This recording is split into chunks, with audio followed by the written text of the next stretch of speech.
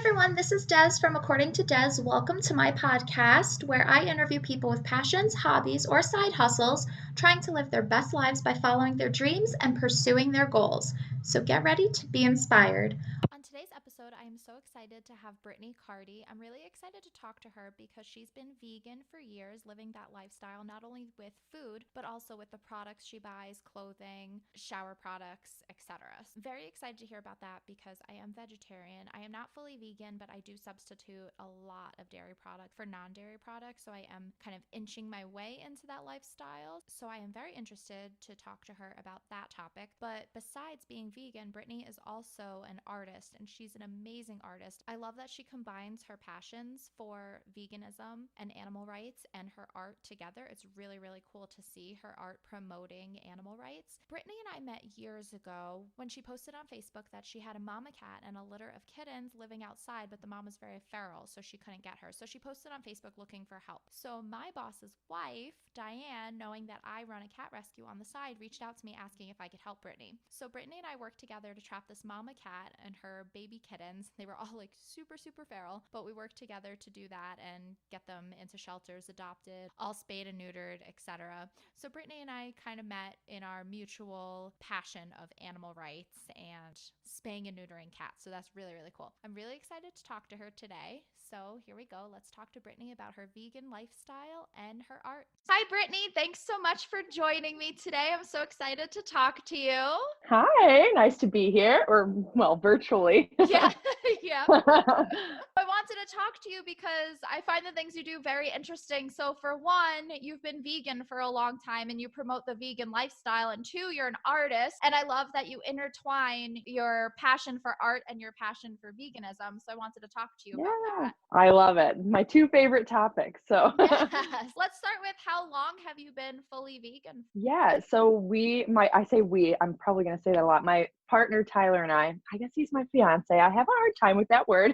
Yes, congratulations, by the way. I Thank saw you. that. That's amazing. Yes, thank you. It's super weird. We've been together, it's going on 9 years. So it's like just happened, but we've been vegan. We decided to do it together 4 years ago. It was March 4 years ago. There was like a small transition period where we were vegetarian kind of for like maybe a month. And then we were like, no, we got to just go for it. And we did. Honestly, a pretty quick transition for us. It feels like it's been longer and shorter. I think a lot of people say that. Feels like we've been vegan our whole lives, but at the same time, it feels like it was just yesterday. Wow, so you basically like cold turkey went into veganism. Pretty much, yeah. The interesting thing about it is that I was always interested in it. Tyler, my partner, was very much like a meat and potatoes guy.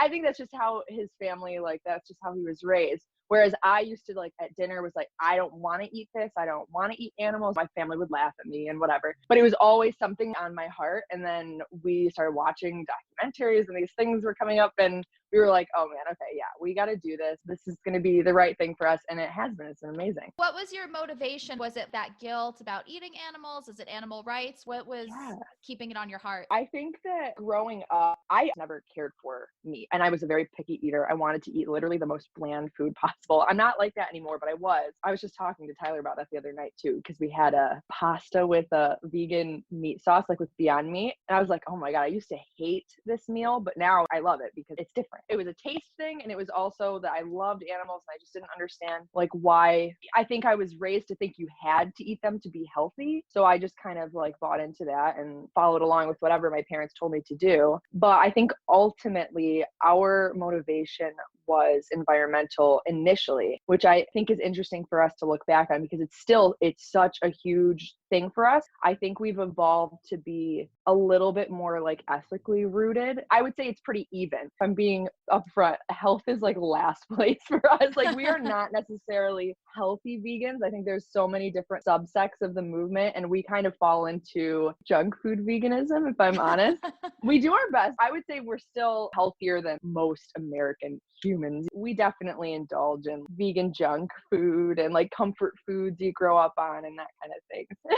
Yeah, so health is last. I'd say ethical and environmental were our biggest motivators for sure. Yeah. And when you Yeah. were becoming vegan, where did you get your tips and education from and your vegan recipes? I'm a huge advocate for documentaries, and that's kind of where we started. I don't even remember exactly how that came up that we decided to watch Cowspiracy. That's, I think, a lot of Mm, people's first one. We were like talking about potentially going vegetarian. I think we had come across a video just on Facebook or something that was just heart-wrenching to watch. I think it was the baby chicks. A lot of the times the males are ground up in the egg industry, and I think it right. was related to that, which was just horrible. And you don't know about those things because they don't want you to see it. So I think we saw that. We're like, okay, we're going to go vegetarian. Let's do this. And then it led us into doing our own research and finding some documentaries. So we watched Cowspiracy, which is mostly environmental for those that haven't seen it. And we were like, wow, there's so many reasons to do this. And then that led us into other documentaries at the time. That was 4 years ago. I think it was just like Forks Over Knives and What the Health, maybe. I'm not a huge fan of that one, to be honest, but it's something. As we started to try new recipes, try new things, I was using mostly Pinterest, and I still use Pinterest a lot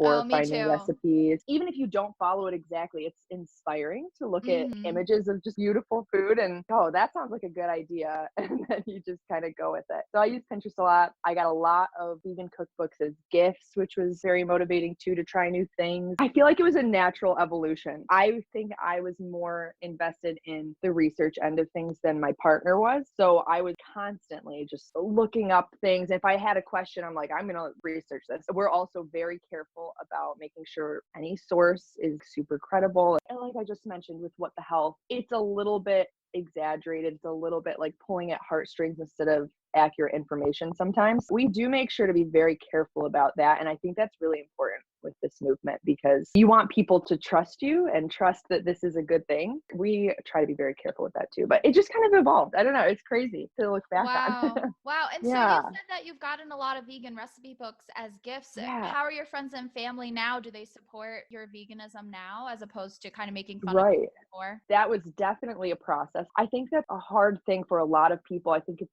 part of why a lot of people give up on it early on because they don't have that support system. And fortunately, my family, for the most part, was like, do your thing. At first, you always get the questions like, well, where are you going to get your protein and things like that? Yeah. Which, I mean, we've all heard, but eventually they learned along with us. They've learned to respect it. And now my brother is vegan as well. So Wow. that's really cool to me. And it's not just my brother, it's my brother, my best friend, my other best friend just started it. That's how it spreads, I think, is leading by example in whatever community or family or friend group you're in. People kind of say, oh, like, look at how well they're doing in whatever respect that might be, whether it's health or whatever. It just kind of evolved. On the flip side, my dad's family, we kind of used to compare, this is horrible, but like compare our grandmas. The one was very conservative and strict, and the other was like, eat a whole can of Pringles. Yeah, like live your best life. My grandma on my dad's side was the more strict one, and she was very like 50s housewife. Every time we had dinner, we sat down, we made the table. You couldn't get up, you couldn't do this, whatever. No answering phone calls, things like that. And it was always a meat dish, pasta dish, or some kind of side dish, and then like Jello.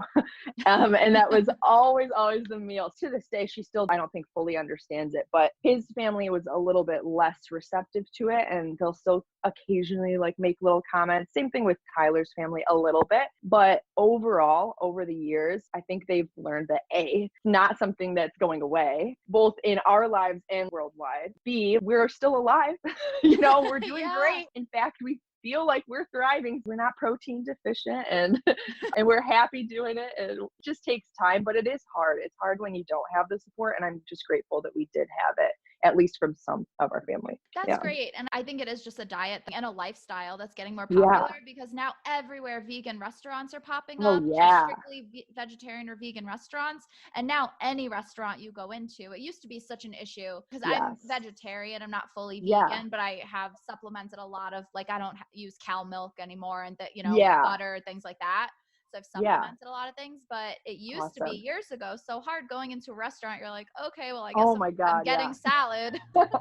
Yes, we talk about that all the time, just how different it is from 4 years ago. My mom is a travel agent. We traveled a lot growing up, and we travel a lot still, well, not right now, but, Right. you know, we try to get in one Disney trip every year. That was always our tradition growing up. 4 years ago, when we first started, my mom and I went to Paris as a graduation gift. It was like the most amazing thing. So she took me to Paris. We went to Disneyland Paris, and it was maybe like 6 months in being vegan. You know, I was still learning so much. There's also a language barrier, all these things. I also have a severe tree nut allergy, which is very present in vegan foods. Oh. And so I was mortified, like, how am I supposed to eat in this place that I've never been to? I don't speak the language. In Disneyland in particular, they were relatively accommodating, but it was like there was nothing on the menu.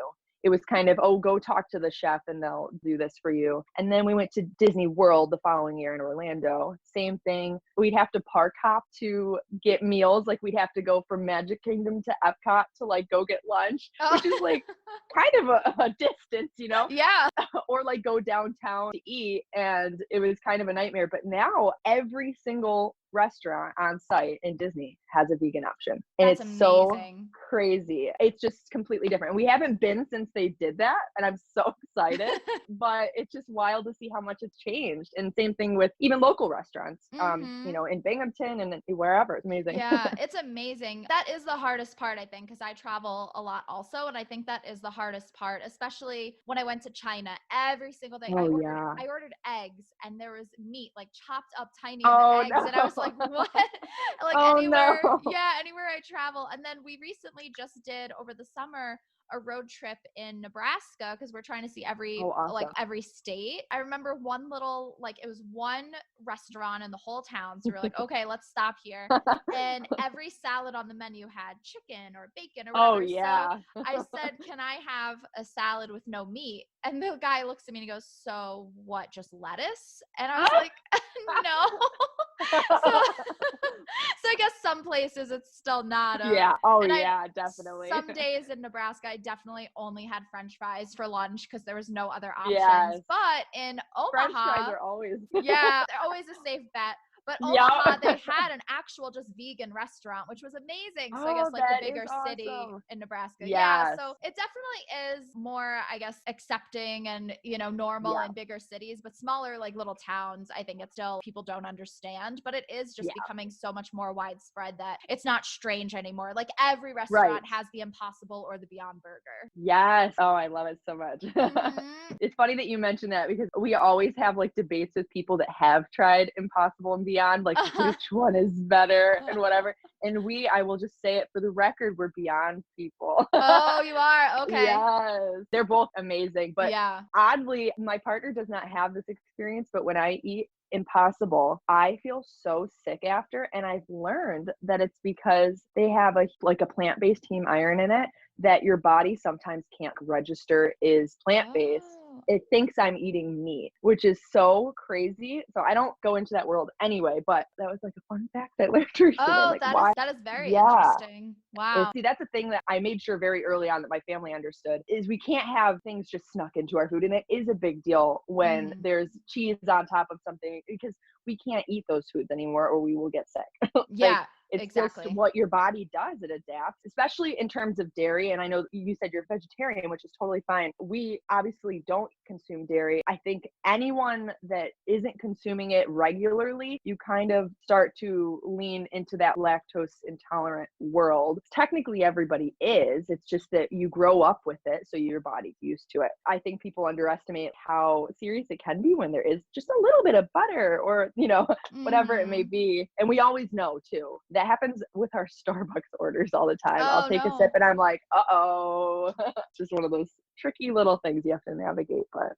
Yeah, definitely. I'm not fully vegan, but I definitely notice right. because we have non-dairy milk, we have non-dairy Yeah. butter, we have non-dairy ice cream, and Yeah. I don't eat cheese a lot, but I do still eat it sometimes. And when I eat it, I don't get sick, but I just feel like bleh. Like I just feel like Right. I feel Yes. very heavy. Yes, I totally get that. Even like that transition period for us, we noticed that too. It's really interesting.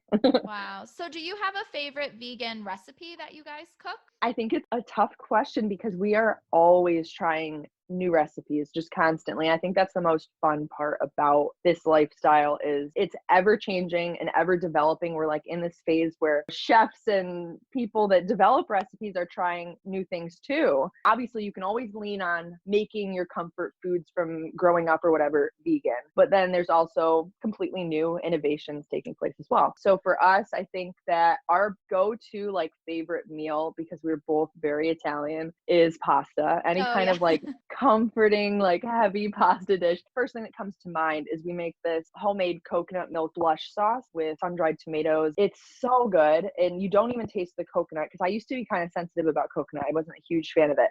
I kind of love it now, but but you don't taste it at all. It's just the most savory, beautiful sauce. And that was what came to mind first. And you can do so much with it too. We put it on veggies or pasta or whatever, or both at the same time. Oh, yum. Yeah, that So sounds great. yeah, it's amazing. Yeah, it sounds really good. That's awesome. Yeah. And so, as Yeah. for your vegan lifestyle, are you also strict about the clothes that you buy and like the shoes that you buy, not buying leather and like your shampoos and things like that? Yes. Yes, we are. I keep saying we because for Tyler and I, it's such like a team effort. Yeah, that's great. It makes it easier, I think. Yeah, but yeah, because when it comes to shoes and clothes, it can be tricky. I think a lot of people forget that. My friend that is transitioning right now, actually, she asks me questions all the time. She's like, "Is this vegan? Like, is it okay if I buy this?" and that kind of thing. And I'm like, "Well, you have to make those decisions first of all, yes or no, whether or not it's vegan." But we are conscious of that. I always tell people when it comes to lifestyle stuff versus food, or even with food, mistakes are going to happen. It just boils down to reducing harm as much as is realistically possible. But we are very conscious of it. And anytime I go, well, I'm not shopping right now, but anytime I do, let's say I want to buy a new pair of shoes or whatever it may be, we do our best to not only obviously make sure all the materials are animal free, animal product free, but also that they are environmentally friendly as well. That's something that we're really passionate about. So we try to buy from eco-conscious brands whenever possible. We try to avoid fast fashion and that kind of thing too. That's something I'm like really working on because I was raised by a mother that like clearance rack is, woo, that's the best. And it is so invigorating to get like a good deal, but I'm trying to not do that anymore and buy things that are going to like hold up over time and whatever. Yes, I'm a label reader through and through, making sure that everything is safe. It's so hard to tell because just It is. animal products are in everything. It's It's unreal. sneaky. Yeah, Yes. it's sneaky. And they have weird names for things sometimes. I think so many people are misinformed about gelatin and what Yes. that actually is. And I grew up with my grandma telling me it was horse hooves. I think so many people think that. And it's not, it's literally bones and like bleh, just Yeah. intestines and disgusting things. I think because it's in a pretty package, we don't think about the fact that it comes from an animal's body part, you know, a Hmm. gummy or a marshmallow or jello or whatever. My grandma's very guilty of that because she's always like, but jello is like colorful and it's jiggly and it's fun. And I'm like, yeah, but gelatin isn't vegan. And yeah, it's Yeah. tricky. It really is. It's hard for people because It is. you just don't know. You have no idea that, No, oh, you're eating this gummy bear. You don't know there's an animal product in it. It's exactly. very hard. Yeah. And it extends for us too, as you had asked, into shampoos and things like that as well. I am a big makeup lover, so I'm very conscious about that. And that's a tricky area too, because a lot of makeup has carmine in it, which is ground beetles, and like beeswax, which is not vegan either. So many weird little things. And we're also conscious of supporting cruelty-free brands. And that's a big thing, especially as people that have many fur babies, some of which are rabbits, which are often tested on. And it's just like a huge Hmm. thing we're passionate about. It extends into every aspect of our lives that we can control. There's obviously some things that you just can't. Hopefully it changes. Yeah, absolutely. Do you have any brands that you could recommend to people either for shampoo or Oh makeup yeah. or Yes, definitely. Oh my gosh, one of my other favorite topics. Um, when it comes to body care and shower supplies, we tend to buy primarily from Lush, which I think is just the most beautiful, amazing store to walk into anyway. Lush Obviously, is you can order great. online. Yeah, it's Lush just is it. great. You walk in and you're just like, I'm in a whole different world. Like it's amazing. We've tried to transition wherever possible. Again, sometimes it's just not, but wherever possible, we're trying to evolve into package free and leaning more toward zero waste as much as we can. It's a little trickier right now, obviously. Traditionally with our shower gels or shower creams, we're now using like the naked body products from Lush. It looks like soap almost, but it performs like a body wash would. We use shampoo bars, conditioner bars, facial soap bars, things like that. Big fan of Lush. If that's not like a priority in terms of like package free and that sort of thing, I feel like we're moving into a world where most brands either are or are going to have to be cruelty free. I don't know if you are aware of California's thing that they're bringing into law, but California is doing this where they're requiring things to be cruelty free. The rest of the nation should evolve because California is huge. You know what I mean? They'll follow. They'll have to. Yeah. So I think that's going to be a big thing. And a lot of brands are changing. That market is also tricky because there's people that support cruelty free brands, whether or not their parent company tests on animals. And then there's people that support cruelty free brands that sell in China. And in China, they do require animal testing. It can be really dicey. It just kind of depends on what you are okay with. And for us, we're even still trying to figure that out. You know what I mean? It's just kind of something you take a step at a time. As far as other brands for makeup, I am personally not someone that worries so much about the parent company testing on animals. So for example, Urban Decay is owned by L'Oreal. And L'Oreal tests on animals, but Urban Decay does not. So it's like, yes, they're owned by them and money is going to L'Oreal. I look at it from the lens of I'm voting for a subsect of their company that is cruelty free, and I'm letting them know that that's what I support and that's what I'm for. So I'm a big fan of Urban Decay and Tarte. God, what else? Hourglass is amazing. It's super expensive, but it's amazing. They're all vegan. Milk makeup, ironically, is all vegan and cruelty free. That's a big one that Tyler does not wear makeup that I enjoy. I mean, maybe it'll get a little wild. You never know during a pandemic. You never know. So there's so many, and I guess to just generalize it, there's lots of resources online if people were interested in just looking into what is and isn't, because it can be surprising what brands do test on animals consistently and whatever. I always refer back to Cruelty Free Kitty, which is a blog, or Logical Harmony, which is also a blog. They have Instagrams, and you can just Google them, and they have big long lists. All the brands that are cruelty free, all the ones that aren't, which ones have parent companies, all that stuff. So you can kind of look through and decide where you stand.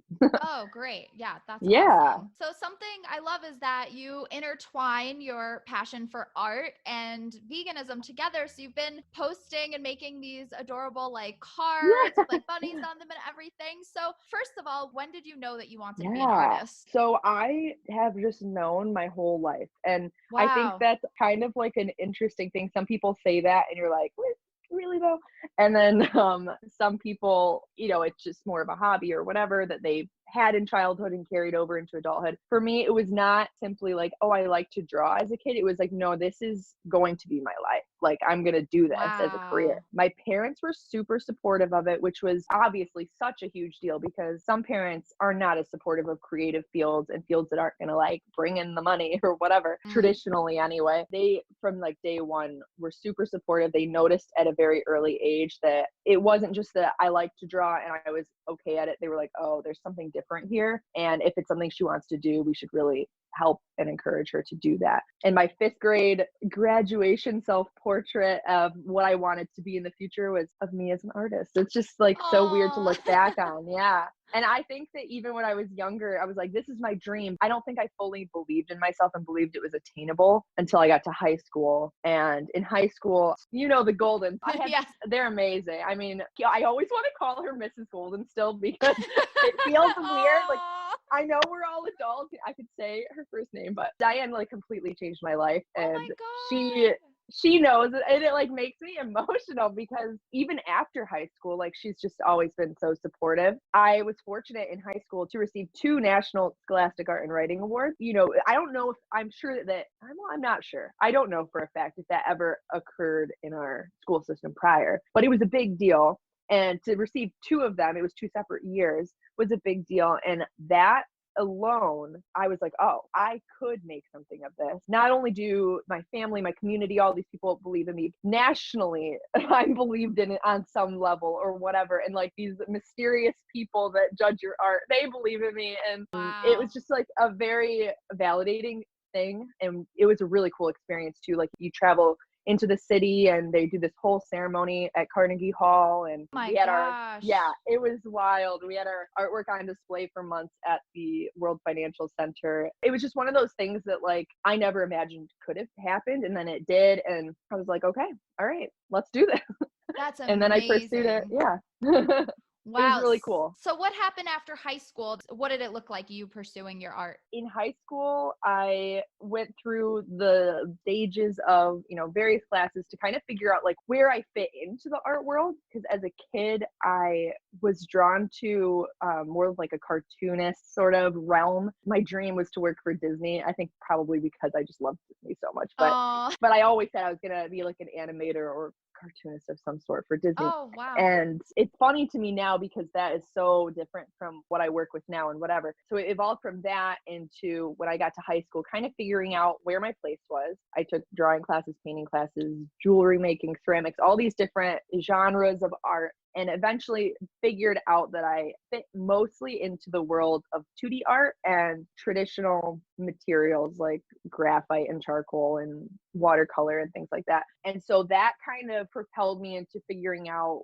because I knew I wanted to go to college and I knew I wanted to go for art, and I also knew I wanted it to be an art centric school. So I had like things in mind, but I didn't necessarily know what program would be fitting for my goals and what I was interested in. And ultimately, I decided that my dream school was the Maryland Institute College of Art, which is in Baltimore, Maryland. I was accepted. I got their highest scholarships, all these beautiful, wonderful things. I went for a year, and unfortunately, I couldn't fund the rest of my time there because it is a private school. And it was super expensive. But I will say that even just going for that 1 year, especially that year right out of high school, that, everyone thinks about their first year of college and like moving away and living on your own for the first time, that was such a vital part of, I think, who I am now. It helped me to figure out who I am and like what was important. And it was really hard too, because obviously first of all, I'd never lived away from home.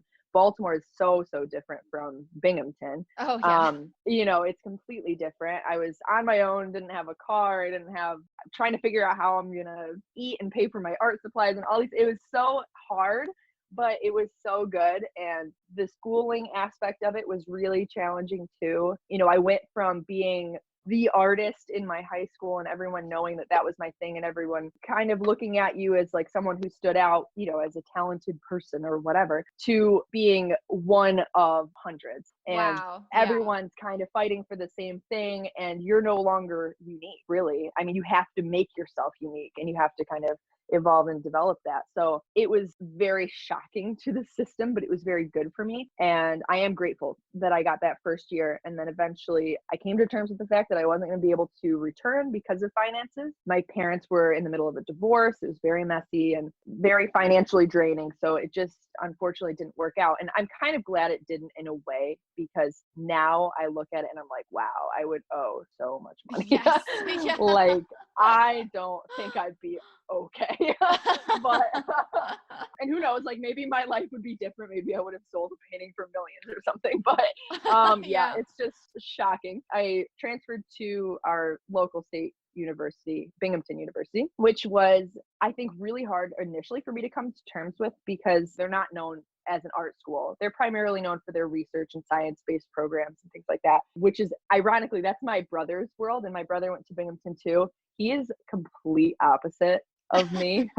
It is so funny how like siblings are so different, but I was very resistant to it and very jaded about that process initially. And it ended up being a really good thing in the end. I transferred there when they were going through a transition phase in terms of who was leading the department and that kind of thing. So the art program was kind of a mess when I entered. And that just kind of made me feel like, oh, like, what am I doing? Like, is this the wrong choice or whatever? They kind of got their stuff together. I got myself together. Everything worked out. I gained a lot from that too. And I think the biggest aspect of that being a positive experience was that I was able to live at home, which was a good thing at the time anyway. I was able to drive myself to school and whatever, and that was great. And then I was also able to secure a job in art locally at a paint and sip studio. And I've been there for 6 years. And so I got to do that while I was in college, which was great. And then after college, continue with that a little bit as well. I mean, who knows what other opportunities I would have had, but I wouldn't have had that opportunity. And I think that was a big part of my growth as well. So it's interesting how things work Wow. out. Yeah, that's Yeah. amazing. Do you have a defining moment of when you became a professional artist? It's a little bit weird because, as I was mentioning before, I don't think I ever looked at art as a hobby. It was always an end goal. It was always I'm working towards something, even as a kid. But I would say, like, in terms of labeling myself professionally as an artist, I still have a hard time with it. Do To you? say, like, I'm an artist, I'm a working artist or whatever. I think while I was in college, I was able to lean on, oh, I'm a student artist. Like, I'm still in that learning phase. And you're always in that learning phase. And that's the thing that I think I struggle with, is I'm always going to be learning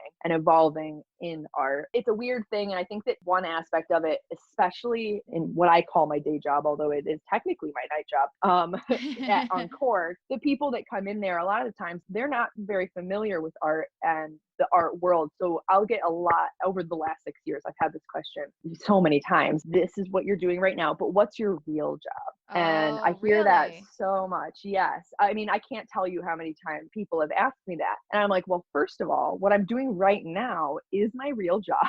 It is a Wow. job. And then I am also an artist. And I think because I've had so many discussions with people like that in the studio at Uncork, it's kind of left me feeling insecure about just openly saying, like, hey, I'm an artist. This is what I do. Because I think when people hear that, they're thinking, oh, you're an artist. Okay.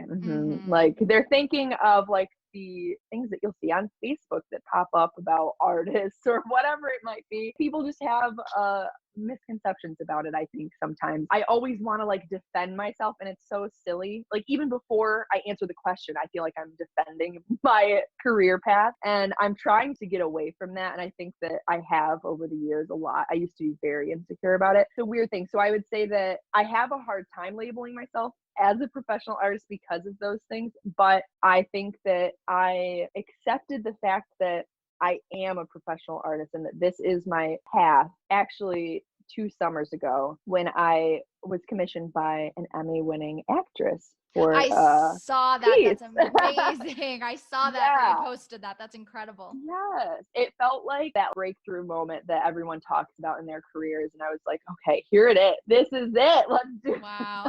It was really crazy. And I think just like the national awards were validating, that was also validating. I have sold work since high school, and I've done commissions for people since high school, and that picked up a lot while I was in college as well. But I think that that specific instance, obviously it was somebody with notoriety or whatever, and that is, unfortunately, in a way, is a big part of making it in art, is getting recognized by the right people and having relationships with the right people and connecting and whatever. I think because it was not only a big sale and it was a big name and whatever, it was also because it was my own art that I was selling, and it wasn't somebody. I mean, she did commission me to make a similar piece to something I had done for 205 Dry, which is a local bar connected to Uncork. So she wanted a similar piece, but ultimately she's like, I want you to just put yourself into it. I want this to be your thing. I trust your vision for it, whatever. And she gave me kind of full reign, which is a huge deal for artists. I think people don't always realize that, because the other commissions that I'm used to doing are replications of a photo, pet portrait or a family portrait, and things like that. And it becomes this monotonous, I'm a printer kind of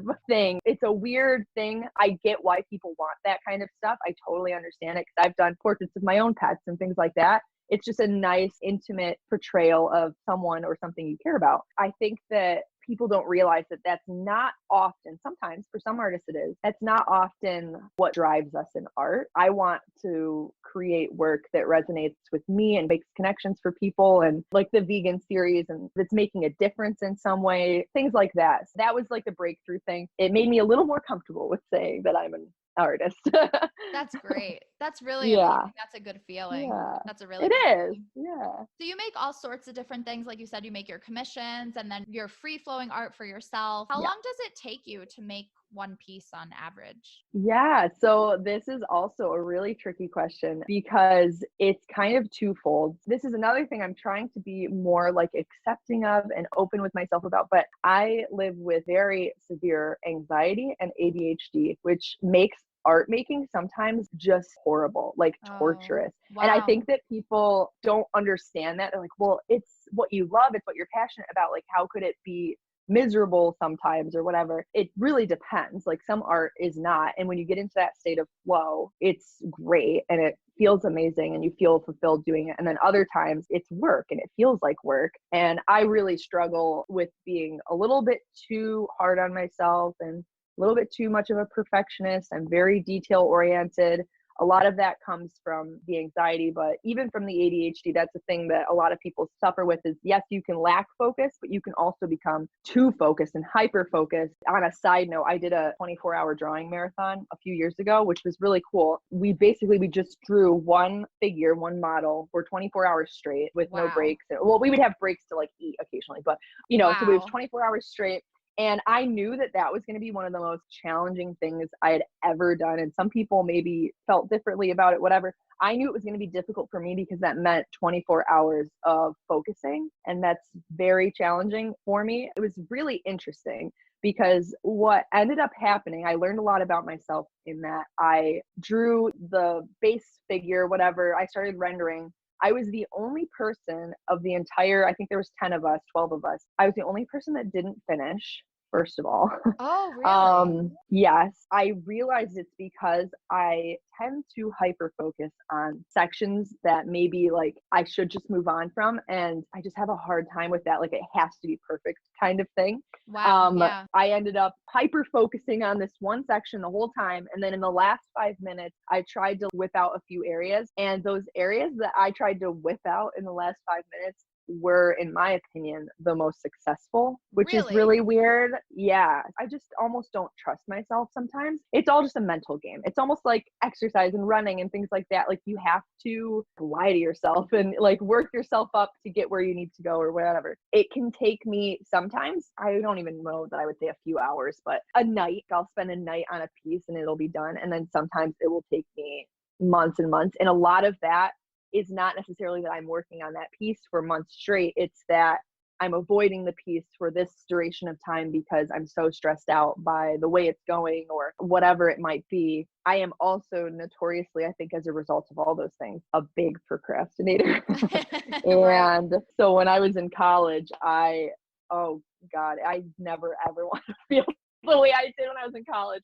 I would put things off so long because I was just too scared to fail. That's what it boiled down to. I think it was another issue of perfectionism and that kind of thing. So I'd put it off, put it off, put it off. And then, okay, I have 24 hours, 72 hours, whatever it might have been to finish this entire super ambitious piece. And I would always pull it off and make it work, but it was horrible. Like, it was the worst I would ever feel because obviously that anxiety builds when you're doing something like that, but I'm also not sleeping. I'm not really taking care of myself in whatever ways. Ironically, though, sometimes I feel like that is my most successful work is when I Oh, am interesting. like slowly dying. It's it's horrible. I think that's the case for a lot of creatives though. Is like that rush period sometimes is when you produce your best stuff and it sucks, but it's a reality. Yeah. So Well, it sounds like yeah, you it's put your whole heart and soul into it. I do. Yeah, definitely. I think that's Oh, really comforting for people to hear looking at your yeah. amazing, gorgeous work Oh. and just knowing you have this imposter syndrome and this anxiety and you Yes. Oh my procrastinate. gosh. I think it gives everybody else some hope for themselves. Yes, definitely. I wish more people were open about that stuff because I feel like it took me a long time to realize that that's normal. And Hmm. most people in creative fields or even in any field feel that way. My partner is a computer science person. He's a software engineer and he feels that way all the time. And it's like, okay, that should be something that's a little bit more like linear and straightforward or whatever. But he's constantly beating himself up over his stuff too. And it's just like everybody feels that way, but nobody seems to talk about it. Yeah, no, absolutely. And do you have any like tips for people or things you do for yourself that help you to overcome that procrastination, that anxiety, Yeah. that self doubt? Yeah, I mean, it's always a process. process, and I'm definitely still very much in like the thick of it when it comes to that stuff. But I have found that first and foremost, especially in creative fields, when you're making work that whatever that may be, whether it's music or art or so on and so forth, if you're making work that matters to you and is important to you, I think you're so much more driven to do it. When I'm doing work for people, commissions, things like that, I think when you know that there's someone on the other end of it that is going to be judging it in some way, whether negative or positive or whatever it may be, that makes it a lot harder. I think that was a big part of why college was challenging for me is, you go through these crazy like 6-hour critiques of your work and someone's breaking down something that you put your heart into, and it's really hard. It's important, but it's hard. So I think I've realized that like with the vegan series, obviously there are people on the other end of that are buying the prints or that are resonating with the work in some way and connecting with it. There is still someone on the other side, but I'm making that work because it's something that's sitting in my heart and it's my way of being active in that community and contributing to that community and to that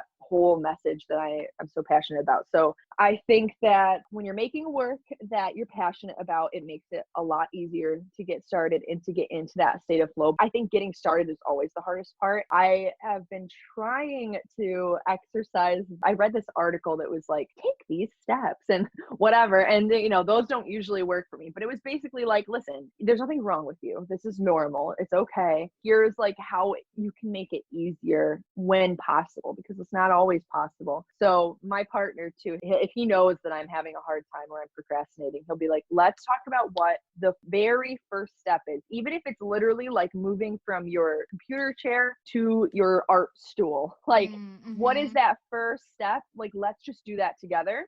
I think it's really important to have a support around too. That's so helpful. He'll help me kind of move to that first step. It really is true that when you do make that small effort, you can usually kind of work yourself into it. And then when you are in it, you don't want to stop usually. Sometimes maybe. And if you're beating yourself up about how it's going, then that's a different story. People have recommended to me a lot over the years to work in segments to say, okay, I'm going to dedicate this hour to this thing. And I know that works for some people. It unfortunately doesn't work for me. I just can't rationalize that for whatever reason. Another thing that I tend to do is when I am in that state of flow and things are going pretty well, I will always have something else, some other stimulation, whether it's a podcast or Netflix or music or whatever, something else going on to kind of keep my mind active so that I'm not constantly belittling myself and like, oh, you're not good enough. And I think that really helps too. You almost have to distract yourself from your thoughts. You also have to be realist on them and acknowledge them, because I do think that's important. You can't just brush them off and like save them for another day. I do really enjoy having something else going on. Audiobooks are great too. So with art, that's possible. Obviously, some things, unfortunately, that wouldn't be possible. Like if you are a musician or whatever, Right. Yeah. when possible, that's really helpful. Those are great tips. Those are really great tips. Yeah. And so do you have your own little, because I've read that this really helps having a designated space. Do you have like a place in your apartment where you only do art? Yeah, I do. My partner and I live in a 3-bedroom. One room is our bedroom. One room is what we call our chinchilla room. Because we have chinchillas and we have a rabbit. And the rabbit is free roam, but she spends the night up in the chinchilla room. That's like her space. They have their own room. And then I was lucky enough to have the 3rd room as my studio space. Half of it is kind of dedicated to my art. And then half of it is kind of like what I would call my sanctuary, because it's where I get ready and like where I just kind of zen out and just like, I have my closet in here and stuff too. And that stuff I just find very cathartic to like put on makeup and whatever. It's kind of half and half. I would say like it's not the most ideal, especially because I do very large work sometimes. I have to literally kick all my animals out and do it, some of it you just have to make it work. But my goal eventually is to get a proper studio space. But for now, I think I have made the most of the space I do have. And I've spent a lot of time getting things that make it easier to maneuver this space. And it works for me for now. So, Wow. Oh, Yeah, but it great. is nice to retreat to a space. I think that is important, especially if you do want to take yourself seriously in a career like this. Having somewhere where you can go and work is definitely important. Yeah, Yeah. absolutely. So I know that you said you have your art hanging in 205 Dry. So you have your Yeah. art already hanging in a restaurant. I know you've had at least one or two art shows. So what is next for Yeah. you? What are your future goals? Where do you see yourself? Yeah. That's definitely the hardest question. Yeah. Like of all of them. And I get that question all the time, especially at Uncorked. People will follow up with what is your goal in art and that kind of thing. I'm constantly asking myself that too. Mm, And it's constantly changing. But I do have goals that have stuck with me even since childhood and that kind of thing. So I think where I'm at right now, I could break it down into a few different categories of like goals that I have, and I consider them connected but separate, if that makes sense. Right now, I've been with Uncorked Creations for 6 years.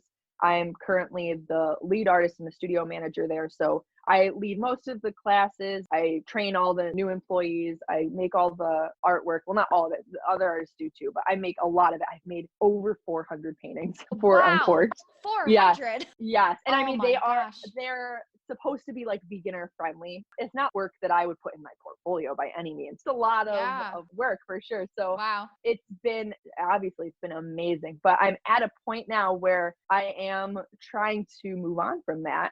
And my boss knows this, so she wouldn't be surprised if she Okay. listened. Um, but That's she good. I think she's kind of known for a long time because there was a point where I was applying to graduate schools and stuff too. So she always knew it was coming. But I'm kind of at this point now where I'm turning 27, which is still young. Don't get me wrong. I think everybody does when they're super young. They imagine their life at this age to be this thing and whatever. And so Mhm. I'm kind of like, okay, I'm moving toward my 30s and I have so many goals. And I just, why not start now? Like, why would I prolong that? I am very fortunate to have a partner that has a stable career. When in doubt, if I'm a starving artist on the street, he's got my back. But and I know not everybody has that privilege, but I guess I'm at the point where I'm like, I have to take advantage of that. So I'm kind of transitioning away from Uncorked. It's a very weird time because my plan, I think, is going to have to change as a result of this pandemic. Right. Um, Yeah. so I was like, oh, I'll work a few more months, I'll save up, and then, whatever. But now I'm like, oh, now things are very different. Yeah. So who knows? I think my short-term goals are to continue with the vegan series and the vegan illustrations. I consider those very separate from my fine art because Okay. they're just completely different worlds. Illustration is a little bit kind of more in the commercial realm, more in that like graphic arts category, whereas fine arts are more like you think of the galleries and the shows and that whole life. So I look at Right. them separately. I also look at the vegan illustrations as activism more so than I do anything else. And my goal with that stuff is not necessarily to make a profit for myself. Right now, the money that's generated from it ends up just literally getting turned over back into production to buy supplies, to buy whatever, and to kind of advance what I'm able to do with that because I do sell prints and stickers and I have an Etsy shop and things like that too. So that ends up generating back into production. But my goal is to start generating more income through that to then give back to vegan nonprofits and sanctuaries and wherever I can. So that would be my goal there. And I really want to, I don't know if this is still going to be possible because I don't know what is going to get canceled and that kind of thing, but we love going to Veg Fest over the summer and the fall. And I really wanted to travel and to do booths at different Veg Fests and sell my prints and stickers and things like that. And just like talk with tons of people. I just think it would be so cool and so fulfilling. That was a short-term goal. We'll see like what happens now with all this craziness. That was a big plan of mine. And then as far as the fine art world, I think that's more where my heart is for sure in terms of what I've always dreamed of as a kid and so on and so forth. I dreamed of showing in galleries and getting my work out there. I think it's a really hard thing to break into because it can be a little stuffy. It can be a little bit of a game, a little political. It's tricky, but I am dedicated to doing that. And so my goals with that, I would say, are to start reaching out to galleries, sending work out, sending portfolios, whatever it may be. I've done a little bit of it locally, but not like in the bigger scale. And I think a lot of that just comes from being scared of it. And so I need to just do it. You know what I mean? I've been very fortunate to have so many opportunities come to me, but I haven't sought out opportunities myself as much. I Right. think, again, out of fear. It is very scary. It's very scary to put Yeah. yourself out there. Yeah. It is. Yeah. I have to just break through that and realize that, you're not going to get anywhere unless you take some risks and that sort of thing. So I'd like to reach out. I really want to do some artist residencies as well. They can vary in duration, but the ones I'm looking at can be like 2 weeks to a month. And you're basically just creating work in a rigorous environment for that amount of time. Those are great too, because I do a lot of 2D art that I can do at home, but I also, part of my degree was in printmaking, and I don't have the resources to do that. You need a $10,000 print press, you know what I mean? And you need Right. like acid baths and all these things that like you can't just have in your home. So I would love to do a residency for printmaking eventually and be able to get some more work through that as well for my portfolio. And I've toyed with the idea in prior years of going to grad school to get an MFA in printmaking. Unfortunately, they don't have them they do have them for painting, but not for drawing. Drawing is like where my art is, more drawing printmaking versus a lot of programs lean more drawing painting. I love to paint, but I lean the other way most of the time. So I would go for printmaking, but first of all, it's so expensive, obviously.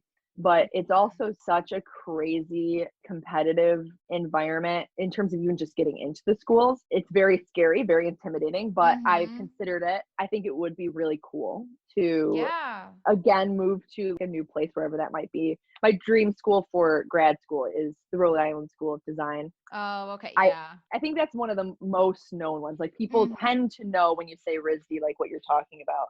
The funny thing about RISD is I actually got into their graduate program for teaching. This is a whole different thing. My plan, even in high school, was to teach high school level art. Oh, And really? I think mostly as an inspiration of Mrs. Golden and like I how love much she that. influenced me. Yeah, I was like, okay, I want to do that too. It was really cool. Applied to programs for that. I applied to MICA, which is the school I went to my first year of college. And then I applied to RISD, got into both, got their highest scholarships. It was like, okay, well, now I get to decide which one of these amazing schools I want to go to. And I can like start my career. RISD's program is basically like, if you get in, go, because you're guaranteed a flourishing career and whatever. That's pretty much where it's at. And it's in terms of art related things, it's a huge name. If you throw out, oh, I went to RISD, they're like, your name is in my books right now. It's a big thing, which I think kind of sucks in a way, but it's because, okay, you have to pay all this money and have this name attached to your name in order to whatever. It was a big thing. So I was really grateful to get into the school. And ultimately, I remember being so anxious about it. This was 3 years ago, maybe 3, I think. And I was so anxious about it and I didn't know why. And I realized one day, I literally remember waking up. It was like the few days before I would have had to make a decision, either accept or reject their offer. And I woke up and I remember like rising from the dead and being like, oh my God, I don't want to teach my whole life. Oh, really? It's unfortunately like that's just not where my heart was. And I think that I grew up in an environment that made you think you have to have a stable career that is very linear. Okay, you go to school for this and then you go into that job and then you have that job for 4 years and then you retire. And so I was like, well, with art, it looks like that's just about the only thing that I can do. So I guess I'm going to teach. And I was very influenced by Diane and how she impacted my life. And I was like, well, that's a really great way to still give back and be part of that community and influence other kids to follow their dreams. But then I kind of realized that, okay, she was influencing me to follow my dreams and to pursue art. And then I'm kind of almost like doing a disservice in not actually doing that. Right. It's funny because I don't know if that makes sense, but I actually, no, it does. I posted about this whole thing along the way. And I remember she reached out to me at one point. I don't know if she realizes how much this impacted my decision, but she basically said in so many words, I believe in you so much. And she's like, one of my biggest regrets is not knowing like, what if I had pursued art as a career and not just as teaching. She's like, I think about it every day. Obviously, she says she loves teaching and that she's so glad she ultimately did that. But she does wonder, like, what if I did throw my work into shows and what if this? And so I was like, okay, you know what, then I'm just going to go for it. And when in doubt, I could always teach. I could always fall back on that and do that and get certified to do that. So I turned the program down and now I'm just slowly trying to like work my way into that world. If I were to go to RISD for an MFA, which is different from the MAT, which is a Master of Arts in Teaching. An MFA is just a Master of Fine Arts, and it would be for printmaking. It would mostly just be about building my skills more, building my portfolio, but it would also give me the opportunity to teach at the college level if I wanted to. And I think that would be more where my interest would lie, because a lot of the times teachers in that college environment are practicing artists as much as they are teachers. And that's a very important balance in that world. I do have a passion for teaching and I really enjoy doing it. I guess I didn't want to be stuck in that cycle. Unfortunately, so many teachers end up in, especially in art or music, where they kind of think that, oh, I'm going to teach, but I'm also going to do my own stuff when I get home. And it ends up just being that you just don't have the time for it. And it's so hard to make the time for it when your life is dedicated to these kids and their futures. It was a really weird thing to come to terms with. The long answer is really the short answer is I don't fully know. I feel like I have so many directions I could go and that I want to go, and I'm just kind of taking it a step at a time. Yeah, well, it sounds like you have Crazy. so many amazing Yes. goals and ideas and dreams, and that's really cool because, you know, who Yeah. knows where you could end up, but you'll definitely end up somewhere really cool. Thank you. I hope so. Yeah, We'll no, see. definitely, definitely. Well, that is amazing. Well, Brittany, thank you so much. I really Yes. appreciate you being so honest and vulnerable and talking Yes. about just your struggles with ADHD and your anxiety and your Yeah. procrastination and imposter syndrome. It's Yes. really just refreshing to hear that, you know, and just looking at Yeah. your Instagram. I mean, your art is gorgeous. I mean, so that's Thank really, you. really great. I really appreciate that. Yes, of course. Thank you so much for having me. It was great. Yeah, it was such a great conversation. Was that a phenomenal interview or what? I loved that Brittany was so honest and open about her struggles with anxiety, her ADHD, procrastination, and her imposter syndrome. I think it's really, really good and comforting for people to hear that even someone as successful as Brittany, who's had numerous art shows and has a degree in art and is a professional artist, still struggles with those things. I think it's really good for people to hear that that is normal and it is something that you can overcome. Really, really awesome. And I really thank Brittany for being that vulnerable and honest. I think it's really refreshing and so good to hear. I will put all of her links in the show notes. Go check Brittany out. Her art is absolutely incredible. You can commission her art. I mean, her art is just incredible. And you can check out her Etsy and buy her art on there as well. Can't wait to see what Brittany's going to have going on in the future. I think she's going to go really far with her art. She's so incredibly talented.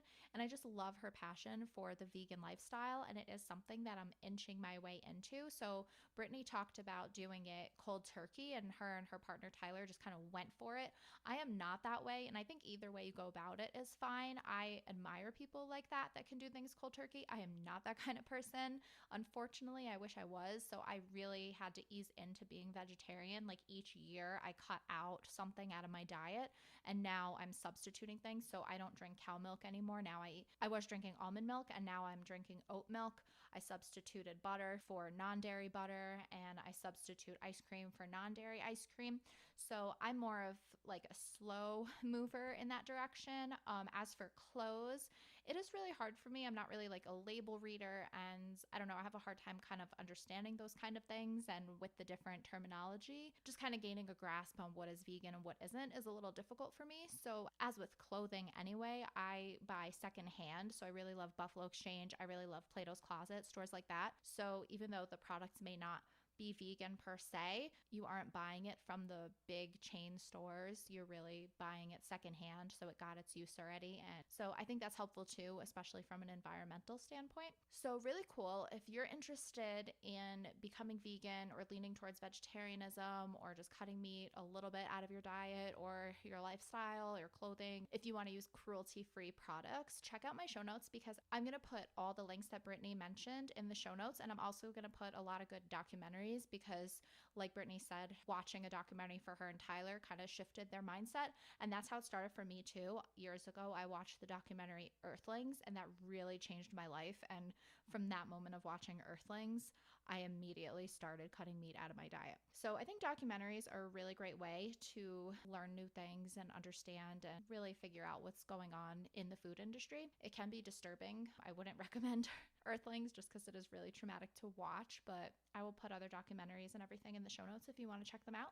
And if you have any tips for going vegetarian, vegan, anything like that, let me know in the comments below. And until next time.